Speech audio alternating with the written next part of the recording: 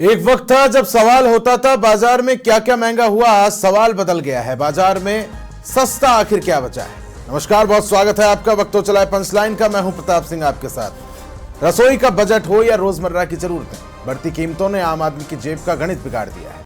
चीनी के दामों में अचानक से उछाल ने चिंता को और बढ़ाया। सवाल सिर्फ चीनी का नहीं है, सवाल उस हर गृहस्थी का है जहां महीने की शुरुआत बजट से होती है और महीने का अंत हिसाब किताब बिगड़ने से। सरकार कह रही है कि कीमतों पर नजर है, बाजार में पर्याप्त स्टॉक है और कीमतों को भी काबू करने के कदम उठाए जा रहे हैं। वहीं कारोबारी जो हैं बाजार की अपनी मजबूरियां गिना रहे हैं और उपभोक्ता इन सब में ये पूछ रहा है कि राहत आखिर कब मिलेगी। तो आज का सवाल सीधा, महंगाई की यह आंच कब ठंडी होगी? क्या आने वाले दिनों में रसोई का बजट और बिगड़ेगा या फिर सरकार के कदम आम आदमी को राहत पहुंचाएंगे? और आज इसी मुद्दे पर चर्चा करेंगे। इस मुद्दे पर मेरे साथ खास चर्चा के लिए कुछ खास मेहमान जुड़े हैं। सबसे पहले तारुफ में उनका कराऊं। बाबूलाल गुप्ता जी मेरे साथ सबसे पहले जुड़ गए हैं, जो कि प्रदेश अध्यक्ष है राजस्थान खाद्य पदार्थ व्यापार संघ के। बाबूलाल जी, मेरी आवाज आप तक पहुंच पा रही होगी? बहुत स्वागत है सबसे पहले बाबूलाल जी आपका। मेरी आवाज आप तक पहुंच पा रही है बाबूलाल जी? हाँ जी, हाँ जी, हाँ पहुंच रहे। बाबूलाल जी, जिस तरह से महंगाई बढ़ती जा रही है, अभी हालिया दिनों की मैं घटनाओं को लेकर बात करूं तो चीनी के दामों में अचानक से उछाल देखा गया है और बाजार में कुछ इस तरह की अफवाहें भी हैं कि साहब जो गन्ने की फसल थी वो अब सीधे एथेनॉल में जा रही है, तो इसलिए चीनी जिसकी मात्रा है वो कम होती जा रही है, इसलिए संभवतः दाम बढ़े। जो ओवरऑल महंगाई बढ़ती जा रही है उसको लेकर मैं आपकी प्रतिक्रिया चाहूंगा, आप इसको किस तरह से देख रहे हैं? नहीं, देखिए ऐसा है कि कुछ चीजें तो ऐसी हैं जो हम बाहर से आयात करते ही हैं और बाहर के आयात पर ही हम पूरे निर्भर रहते हैं। अगर तेल की बात कर लें तो अब 1,60,00,000 टन तेल आपको मंगाना है बाहर से, उसमें 90 लाख टन पाम ऑयल आता है, सोया आता है 35 लाख टन और दूसरे तेल आते हैं। और हम, ऐसा नहीं है कि हम पैदा नहीं करते, हम भी 100 लाख टन तेल पैदा करते हैं, परंतु जितना हमको चाहिए 260 लाख टन, तो वो कहां से आए, ये बात देखने की है। तो निश्चित रूप से अगर बाहर के आयात पर हम निर्भर करेंगे तो दरें बढ़ेगी घटेगी, तो बाहर वाले व्यापारों पर, बाजारों पर निर्भर करेगा। ऐसे ही अगर हम दाल की बात कर लें तो दाल में भी निश्चित रूप से, जैसे मैं तेल की बात कर रहा था, तेल का आप ऐसे समझ लीजिए जनवरी से लेकर के अब तक करीब 30 रुपए किलो का तेल बढ़ गया, 30 रुपए किलो तेल बढ़ गया। और अगर बात करें दालों की, अब दालों में भी हम 40 नहीं है, सरप्लस छोड़ करके हम आत्मनिर्भर भी नहीं है। हम 40 लाख टन दालें हम बाहर से मंगाते हैं, या तो म्यांमार से आती है, या अफ्रीका से आती है, या ऑस्ट्रेलिया से आती है।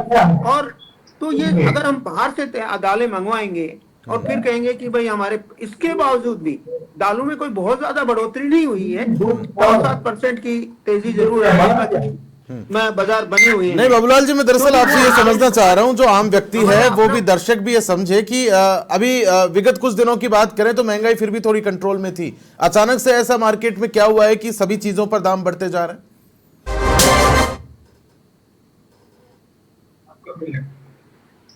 नहीं, देखिए, जहां तक जैसे चीनी का प्रश्न था, अब चीनी का प्रश्न सामने आ गया। हमने शुरू में फर्स्ट ऑफ ऑल मैंने ही ये कहा था कि भाई सुने, चीनी पॉलिसी फेल हो गई है और ये हर साल हर महीने का जो कोटा अलाट करते हैं, इस कोटे अलाटमेंट में ये चूक गए हैं।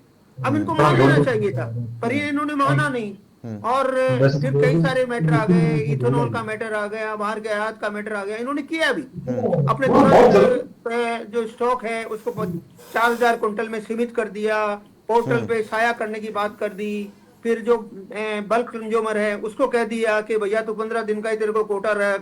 तो ये सब हुआ और फिर 10 लाख टन की इन्होंने हाथ के हाथ ही बाहर से आने की चीनी की बात भी कर दी। नहीं, इन सब में क्या कालाबाजारी भी एक बड़ी वजह आप मानते हैं, जो स्टॉक को संरक्षित रख लिया जाता है? नहीं, देखिए, ऐसा कालाबाजारी वाली बातें जो गई थी ये बहुत पुरानी हो चुकी हैं और अब कोई कालाबाजारी वाली बात है ही नहीं, क्योंकि जितना भी स्टॉक होता है वो पोर्टल पे साया होता है। आज पता है हमको कि हमारे पूरे भारत में किस आदमी के पास में कितना चीनी है, ये पूरा पता है हमको। ये पता है कि किस आदमी के पास में कितनी दाल है, हमको ये पता है कि किस आदमी के पास में कितना तेल है। तो ये कहना कि ये काला बाजारी, ये काला बाजारी वाला शब्द तो खत्म हो चुका है। अच्छा, व्यापारियों के हवाले से बात करें बाबूलाल जो जी, लोग करते हैं, जी व्यापारियों के हवाले से बात करें तो क्या व्यापारी कीमतों को बढ़ा रहा है, महंगाई बढ़ा रहा है, या व्यापारी भी खुद त्रस्त है, व्यापारी भी महंगाई की मार झेल रहा है? नहीं देखिए, व्यापारी उतना ही कष्टमय है, क्योंकि उसके पास जो माल आएगा वही तो बेचेगा ना। अभी मान लीजिए जैसे चीनी थी तो कौन छोड़ रहा था? चीनी मिलें, इसको निस्तारण कौन कर रही थी? गवर्नमेंट। तो ये सारा उनके पास था, तो जो चीनी जितनी आई उतनी भी की। अब उसमें कहना कि तो काला बाजारी की तो कोई जगह ही नहीं रही ना। काला बाजार आज देखिए, मान लीजिए जैसे जयपुर ही है आपका, अब जयपुर को 9000 क्विंटल तो रोज चाहिए चीनी। अब वो कहते हैं कि साहब आपके पास तो इतना स्टॉक है, तो कल क्या बेचोगे अगर स्टॉक नहीं रखोगे? तो स्टॉक तो रखना जरूरी है, क्योंकि निरंतर सप्लाई करने के लिए, आपूर्ति करने के लिए स्टॉक आवश्यक होता है। और एक लिमिट, वो सारा स्टॉक अब पोर्टल पर है कि मेरे पास में इतनी चीनी है, इतना ये है। तो इसलिए ये कहना कि कोई चीज गलत हो रही है, गलत तो नहीं हो रही है, परंतु व्यवस्थियों के, परिस्थितियों के अनुसार हमें जो निर्णय लेने चाहिए थे उसमें सरकार चूक गई। अब वो माने या नहीं माने, पर चूक गई। और चूकते ही उनको पता भी चल गया, तुरंत 4000 क्विंटल की सीमा करना, करना, और बाहर से चीनी मंगाने की, आयात का परमिशन देना, ये सब उनके उसके वो थे। ठीक है। अच्छा, बाजार की क्या कुछ हालत है? जो आम उपभोक्ता है, जो बाजारों में खरीदारी करने के लिए निकल रहा है, वो किस तरह की बातें कर रहा है? जाहिर सी बात है कि रसोई का जो बजट है वो तो गड़बड़ाया होगा एक आम उपभोक्ता का। तो वो क्या सस्ते विकल्प के तौर पर दूसरे प्रोडक्ट्स की तलाश कर रहे हैं, या फिर जो मात्रा सामान की थी उसको कम किया जा रहा है?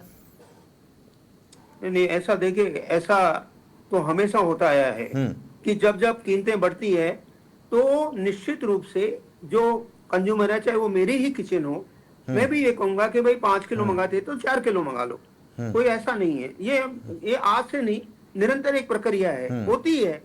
और ये इसके बजाय मान लीजिए दूसरी चीजों को कटौती करते हैं, या ये तो आवश्यक है, इसको तो मंगाना जरूरी है, इसको थोड़ा कटौती कर दो। तो किचन का जो अपना बजट है उसका। परंतु अब देखिए, अगर हम गैस की कीमतें बढ़ा देंगे, हम पेट्रोल की बढ़ा देंगे, परिवहन महंगा हो जाएगा, और ये सारी चीजें भी इतनी ही मायने रखती हैं जितनी एक कमोडिटी की कीमतें कैसे बढ़ती हैं, उसके कारण क्या होते हैं, ये सब चीजें भी इसी में शामिल होती हैं। चलिए ठीक है, मैं फिर से रुक करूंगा बाबूलाल जी आपका। न्यूज रूम से मेरी सहयोगी एंकर हर्षदा जोशी मेरे साथ जुड़ी हुई हैं, जिनके साथ कुछ महिलाएं भी हैं जो कि गृहिणियां भी हैं।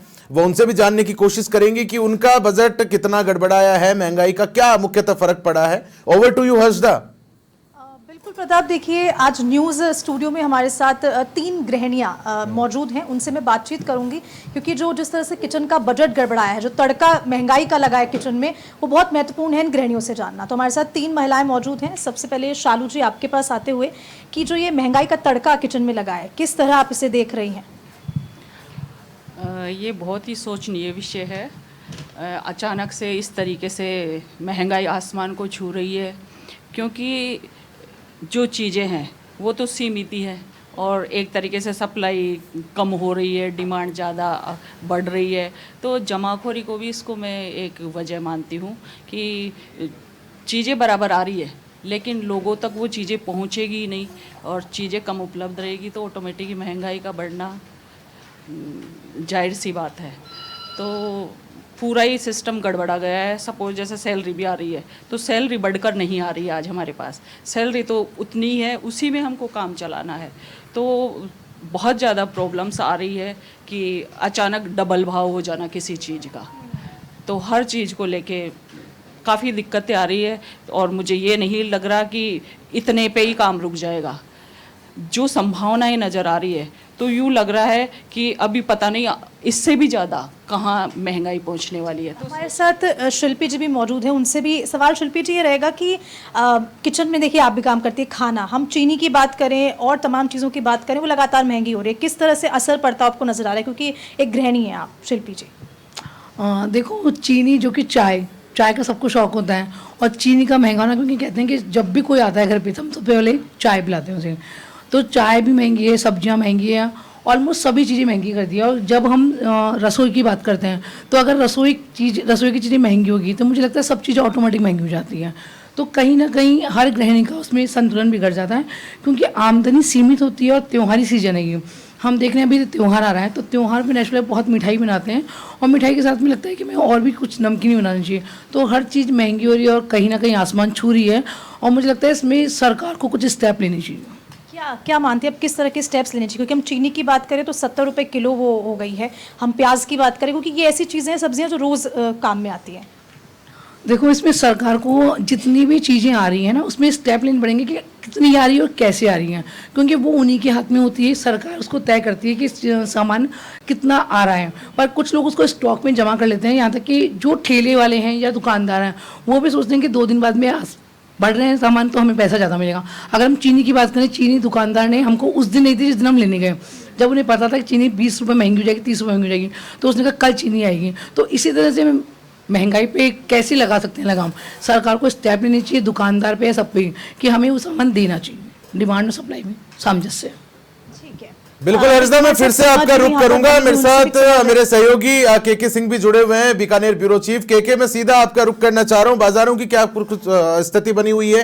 क्या दुकानदारों के पास पर्याप्त स्टॉक है महंगाई को लेकर जिस तरह से अफवाहें बढ़ती जा रही हैं? केके जी, देखिए, आपको बताना चाहूंगा कि बीकानेर में जब महंगाई की बात करें, चावल, चीनी, गुड़, इन सब की स्थिति बहुत भयानक स्थिति है और लगभग 75 रुपए किलो चीनी पहुंच चुकी है। वही लोगों का ये कहना है कि जो किराने की दुकान वाले, उनका कहना है लगभग बिक्री है वो उनकी आधी सी रह गई है।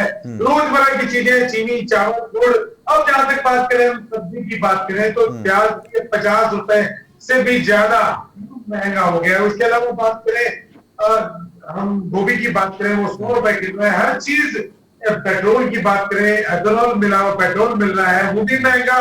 तो मिला के एक तरह से स्थिति बहुत भयावह स्थिति है। हमारे साथ है मनोज जी, बात करते हैं। मनोज जी, क्या स्थिति है, क्या कहेंगे इस महंगाई को लेकर? क्या कहेंगे, क्या सस्ता मिल रहा है?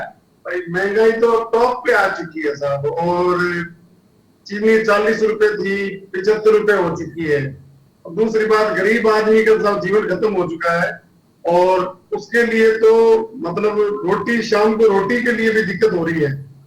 और रीजन ये है सर, मोटा मोटी, और सब हालत खराब है।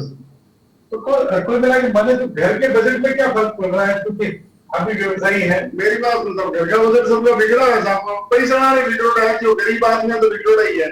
और इसका रीजन सर अंतर्राष्ट्रीय युद्ध को भी लेके हो सकता है। ये जो युद्ध हुआ अभी अपने जो चला वार चला वर्ल्ड में, उसको भी हो सकता है, उसको लेके भी हो सकता है। मगर महंगाई को लेके सब त्रस्त है साहब। आप क्या कहेंगे महंगाई को लेकर? अभी जो इतने सब चीजें महंगी हो रही है, मौसम की मार है, मौसम के सही टाइम पे बारिश नहीं हो रही है।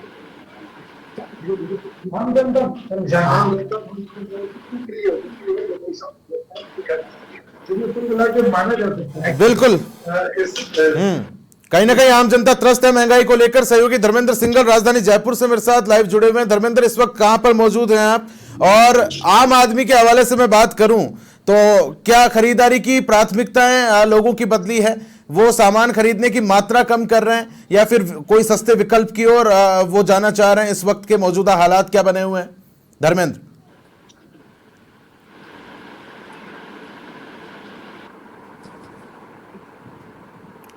धर्मेंद्र, आपको सुन नहीं पा रहा हूं मैं, आपने शायद म्यूट किया हुआ है।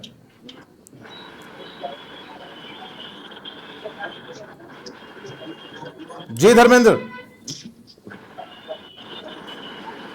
देखिए प्रताप, सबसे पहले बता दूं कि आजकल एक मुद्दा बहुत चल रहा है कि महंगाई बहुत हो रही है। तो हमने सोचा कि क्यों नहीं एक चीज ढूंढी जाए कि सस्ती चीज कौन सी है, उसको लेकर के हम सबसे पहुंचे सब्जी मंडी में, वहां महंगाई थी। उसके बाद पहुंचे परचूनी दुकान, तो वहां महंगाई थी। तो कपड़े की दुकान तो हर जगह गए तो महंगाई दिखाई दी, कोई सस्ती चीज दिखाई दी। हमें लगा कि क्योंकि त्योहारी सीजन है, रक्षाबंधन बिल्कुल पास में, यहाँ जाकर के देख लिया जाए कि क्या वाकई में यहाँ तो कोई सस्ती चीज मिले। लेकिन यहाँ भी कोई चीज ऐसी नहीं है जिसमें महंगाई की मार नहीं हो। आज राखी की बात है, रक्षाबंधन का पर्व लगभग नजदीक है, लोगों को यहाँ पर कह सकते हैं महंगाई की मार यहाँ भी झेलनी पड़ रही है। आज भले ही इस दुकान पे चमक ज्यादा दिखाई दे रही है, लेकिन ये चमक जो है ये भी बड़ी महंगी यहाँ पे दिखाई पड़ रही है।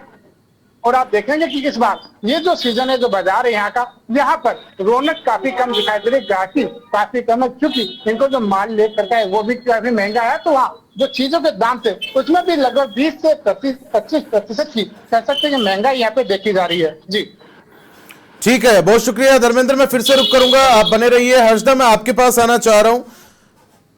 आम जो महिलाएं हैं उनका बजट कितना गड़बड़ाया है? मैं विगत दिनों की बात करूं तो कुछ एक अमाउंट सेट किया जाता था गृहिणियों की ओर से कि साहब ये पैसे हैं, इतने में पूरा महीना हमको निकालना है।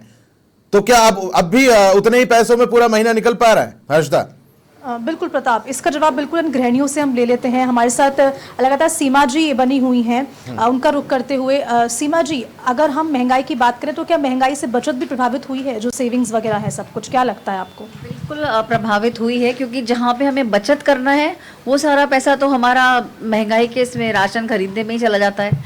एक मध्यम वर्ग जो परिवार है वो जो चीज़ को बचाना चाहता है, बचत तो कुछ हो नहीं रही क्योंकि आय नहीं बढ़ रही है, लेकिन महंगाई बढ़ चुकी है, मिलावट इतनी हो रही है, तो हम सेहत के साथ भी हमारे साथ खिलवाड़ हो रहा है। हम जहाँ बचत करके बच्चे के भविष्य के लिए जोड़ना चाहते हैं, वहाँ इस महंगाई की मार और इस मिलावट ने बच्चों को हॉस्पिटल पहुँचा दिया है। तो हम ये नहीं समझ पाते कि हमें कहाँ पर क्या बचाना है। एक बहुत बड़ा प्रश्न चिन्ह लग चुका है रसोई पर भी और एक आम आदमी की जेब पर भी। सीमा जी, शिल्पी जी हमारे साथ यहाँ मौजूद है। शिल्पी जी, एक और सवाल ही रहेगा कि सबसे ज़्यादा अगर हम बात करें तो एजुकेशन और हेल्थ बहुत इंपॉर्टेंट सेक्टर्स हैं, और यहाँ महंगाई बहुत बढ़ रही है, क्योंकि बच्चों की हम फीस की बात करें, बुक्स की बात करें, और हेल्थ सेक्टर की कई तरह की कोई बीमारियाँ इतनी आ गई हैं कि आजकल बहुत पैसा जाता है। तो उस तरह का बजट आप किस तरह देख रही हैं कि बहुत जो गड़बड़ाया है?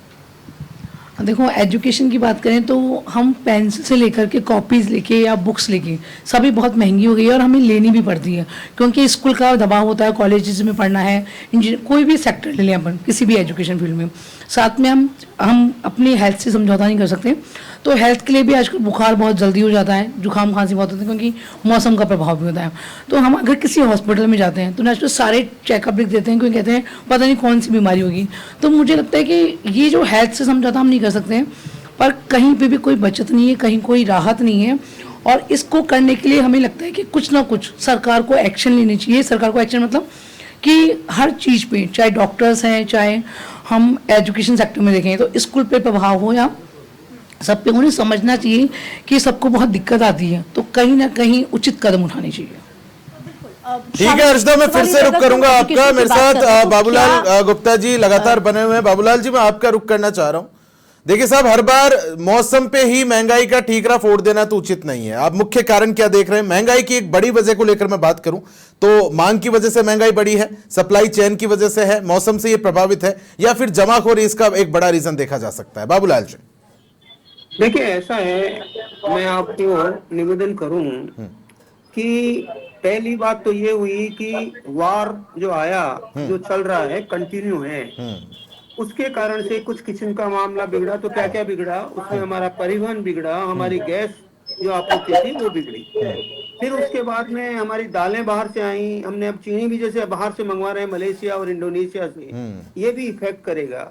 और इसके अलावा और जो चीजें हैं, अब जैसे स्वास्थ्य की है, अब स्वास्थ्य में निश्चित रूप से अभी एक बहन कह रही थी कि स्वास्थ्य के कारण भी बराबर मौसम के कारण ये हमारा बजट बिगड़वाएगा। वैसे तो मैं देखिए मैं एक घर में अगर बात करूं तो 5 किलो चीनी आती है, अभी 350 रुपए की आ रही है, जो पहले 200 रुपए की आती थी, करीब 150 रुपए उसमें बढ़ गए। ऐसे ही अगर मान लीजिए हम आटे की बात करें तो 30 किलो आटा एक घर में चाहिए, वो 120 रुपए का आता है, जो पहले 115 का आता है। अभी 3 किलो दाल चाहिए तो 300 रुपए की आने लगी है, जो 225 की आती है। 150, 200, 250 रुपए, 300 रुपए तो यहाँ ही बिगड़ गए। तो ये जो व्यवस्थाएं हैं, क्योंकि आपूर्ति और डिमांड के हिसाब से, अभी जैसे प्याज की बात कर रहे थे, अब प्याज का मैंने ये देखा कि हर सीजन पे कहीं ना कहीं प्याज की बात आ ही जाती है। और प्याज एक हमारी पूरी किचन का एक इतना बड़ा भाग बन गया है कि बिगर प्याज के कोई सब्जी बनती ही नहीं है, चाहे आलू की बनाए या चाहे दूसरी बनाए। तो वहां भी जाकर के अपना ये किचन का व्यवस्था बिगड़ती है। तो कुल मिलाकर के ये हुआ कि निश्चित रूप से ये नहीं कहा जा सकता। अच्छा बाबूलाल जी, आने वाला जो सीजन है वो त्योहारी सीजन है, और आप जिस तरह से जानते हैं कि त्योहारों की रौनक मिठाई से ही है, मिठास से ही है, तो जो बाजार के संकेत हैं शुरुआती प्रारंभिक तौर पर, वो क्या कुछ कह रहे हैं आने वाले दिनों के हवाले से बात करें बाबूलाल जी? हाँ बिल्कुल, निश्चित रूप से। देखिए, मैंने कहा पहले राखी आएगी, राखी के साथ में यहाँ की गणेश चतुर्थी आ रही है, गणेश चतुर्थी के बाद में नवरात्रि आ जाएंगे, दशहरा आ जाएगा, दीपावली आ जाएगी, सारा कंटिन्यू है। तो इसीलिए चीनी का तो मैं ये मान के चलता हूँ कि 20 दिन 25 दिन होते होते करीब 50 से 60 रुपए तक के भाव तो आ जाएंगे, जो अभी 70 और 75 है। क्योंकि बाहर से भी 10 लाख टन चीनी आ जाएगी और हमारे यहाँ की आपूर्ति नई चीनी है वो भी निस्तारण होना चालू हो जाएगा। तो निश्चित रूप से गुड़ के और इसके दोनों के भाव गिरने की संभावना है। ठीक है। इसके अलावा जैसे दालें हैं, अब दालों में तो जो तेजी आई है वैसे कोई बहुत ज्यादा तेजी नहीं है। ऑस्ट्रेलिया से चना आ रहा है और म्यांमार से मूंग आने की व्यवस्थाएं हो गई है, उड़द आने की व्यवस्थाएं हो गई है। तो 15 दिन में जो त्योहारी सीजन होगा तो उसमें दालों की कोई दाला जा रहा है। इसके अलावा जो मसाला है, मसाले में देखिए जीरे में भी कुछ दाम बढ़े हैं, कुछ धनिया में बढ़े हैं, कुछ मिर्ची में बढ़ी है। मिर्ची में तो बेतासा तेजी आई है। अब इसका कारण हो गया क्योंकि जो फसल होती थी वो आधी रह गई। अब आधी रह गई तो नेचुरल है। पूरे वर्ल्ड को हम सप्लाई करते हैं गंटूर से चिली मिर्ची। अब वहां से बाहर भेजना तो अलग रहा, पर यहाँ की भी व्यवस्थाएं नहीं कर पा रहे हैं। तो ऐसे कुल मिलाकर के ये खाने पीने की चीजें हैं।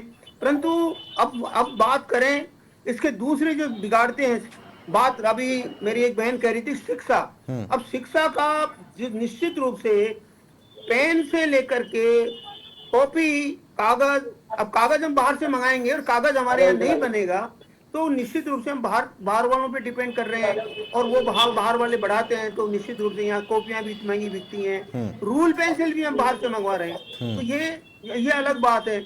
अब इसके अलावा आप देखिए, अगर शिक्षा होगी, स्वास्थ्य की बात कर रहे हैं। अब स्वास्थ्य में मौसमी बीमारियां सभी जानते हैं। अब इस समय जितनी आवश्यकता है उतनी जेनेरिक दवाइयों की सप्लाई नहीं हो पा रही है। आए दिन आप ही अखबारों में देखते होंगे कि ये दवाई ये शॉर्ट थी और ये इसके कारण ये हुआ, इसके कारण। उन बातों में मैं नहीं जाऊंगा, परंतु अल्टीमेटली उस बजट पे तो फसर पड़ता ही है। कहीं ना कहीं बजट प्रभावित हो रहा है कुल मिलाकर, आपका ये कहना। मैं फिर से रुक करूंगा बाबूलाल जी आपका ग्राउंड जीरो से। धर्मेंद्र सिंगल मेरे साथ लगातार बने हुए। धर्मेंद्र, आने वाले दिनों के हवाले से बात करें, बीच में त्योहारी सीजन भी है जिस तरह से आप जानते हैं, बाजार क्या कुछ संकेत दे रहे हैं, कुछ राहत मिलने की उम्मीद है उपभोक्ताओं को? देखो, सबसे पहले बता दूं कि आज का हमारा मुद्दा था कि आज सस्ती चीज ढूंढी जाए, लेकिन सस्ती चीज को मिली नहीं है। यानी कि महंगाई लगातार जारी है और महंगाई में बढ़ोतरी लगातार जारी रहेगी। जरूरत इस बात की सरकार इसमें कितनी राहत यहाँ पे दे सकती है। चाहे पीडीएस की बात है, पीडीएस की दुकानों पर चीनी यहाँ पे दी जाए उपभोक्ताओं को, उसके साथ अन्य चीजें अगर वहाँ दी जाती है तो महंगाई पे कहीं कहीं काबू पाया जा सकता है। जमाखोरी पर रोक यहाँ पर लगती है तो कहीं कहीं जो कह सकते हैं महंगाई पर रोक लग सकती है। जब इस बार क्योंकि त्योहारी सीजन है, लोगों की अभी उम्मीद यही कि महंगाई पर रोक अगर लगती है तो उनकी जेब जो है कह सकते हैं ढीली नहीं होगी। ठीक है, हर्षदा, मैं आपका रुख करना चाह रहा हूं न्यूज रूम से सीधे। गृहिणियों ने क्या कुछ फॉर्मूला निकाला है इस महंगाई से बचने को लेकर? कहीं ना कहीं कुछ तो जुगाड़ करना पड़ेगा। बिल्कुल, इन गृहिणियों से ही पूछ लेते हैं छोटे संक्षेप में फॉर्मूला कि क्या कुछ आखिर इस महंगाई से निपटने के लिए निकाला है। शालू जी, आपके पास आते हुए किस तरह का फॉर्मूला, क्योंकि महंगाई तो बढ़ गई है, अभी फिलहाल विकल्प क्या कुछ है, क्या सब्स्टिट्यूट्स का इस्तेमाल किया जा रहा है? मेरी नज़र में इसका विकल्प एक ही है। मैं नहीं मानती कि सप्लाई कम हो रही है, आ रही है, बराबर सामान आ रहा है। सपोज सब्जी ले लो, चीनी ले लो और कुछ, लेकिन हो क्या रहा है, कुछ लोग चीज़ों को स्टोर करके रख रहे हैं, जमा जिसे ठीक है, वक्त की मैम थोड़ी सी कमी है। शिल्पी जी हमारे साथ मौजूद हैं। क्या आपने सब्स्टिट्यूट्स का इस्तेमाल करना शुरू कर दिया या फिर कोई विकल्प या क्या कुछ आपने कंक्लूजन निकाला है? देखो, मैंने तो है ना जो फीकी चाय पीना चालू कर दिया। चीनी बहुत महंगी है तो, और उससे सेहत भी ठीक रहेगी, पर ऐसा सब लोग नहीं कर सकते क्योंकि जो मीठी चाय पीता है उसे मीठी चाय चाहिए ना। और उसके अलावा सब्जियां महंगी हैं तो आप सब्जियों में कितनी कमी करोगे? खाना तो बंद नहीं कर सकते, या तो ऐसा कर सकते हैं जैसे लाल बहादुर शास्त्री जी ने कहा था ना कि एक दिन खाना बंद कर दो, तो ऐसा करना चाहिए एक टाइम का खाना ही बंद कर दो, सबसे बेस्ट। तो सब्स्टिट्यूट में ये है कि आप कितना कम करोगे, ये किसी के लिए पॉसिबल नहीं है क्योंकि खाना सबके लिए इंपॉर्टेंट है। सेहत से समझौता कोई नहीं कर सकता। बिल्कुल प्रताप, देखिए इन्होंने कहा शिल्पी जी ने कि जो बिल्कुल, फॉर्मूला निकाला गया है कि मेरे पास समय की थोड़ी व्यवस्था है। बिल्कुल हर्षदा, मैं रुक करूंगा आपका। बाबूलाल जी, मैं सीधे आपका रुक करना चाह रहा हूं। सरकार को औचक तत्काल ऐसे कौन से कदम उठाने चाहिए कि आम उपभोक्ताओं को राहत मिले?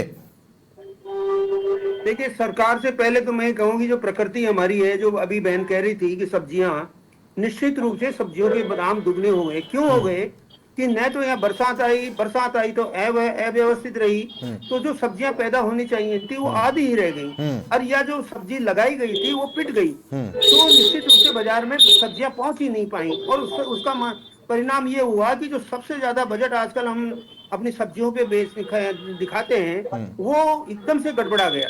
तो ये तो सही बात है। अब रही बात सरकार की, तो सरकार को तो निरंतर ये चाहिए कि जो कोटा है, अब जैसे नया चीनी चालू हो जाएगी अक्टूबर से, 1 अक्टूबर से, उससे पहले इनके पास में भरपूर स्टॉक मौजूद है। इनकी मिलों के पास स्टॉक है। आज मिल कोट कर रही है 63 रुपए किलो के चीनी के, जो इन्होंने पूरे दबाव से आए हैं और बाजार में आकर के 60-70 रुपए 75 रुपए तक बिक रही है। तो यही अगर मान लीजिए इनको कोटा थोड़ा बढ़ा देंगे तो निश्चित रूप से ये चीनी का भाव तो समतल आ जाएगा। जो मैं बता रहा हूँ कि 60 रुपए के करीब तो जल्दी ही चलिए ठीक है, और ठीक है, सरकार को इसमें पहल करना पड़ेगा। ठीक है, बहुत बहुत शुक्रिया आप सभी का मेरे साथ इस खास चर्चा में जुड़ने के लिए। तो फिलहाल के लिए पंचलाइन में इतना ही। नमस्कार।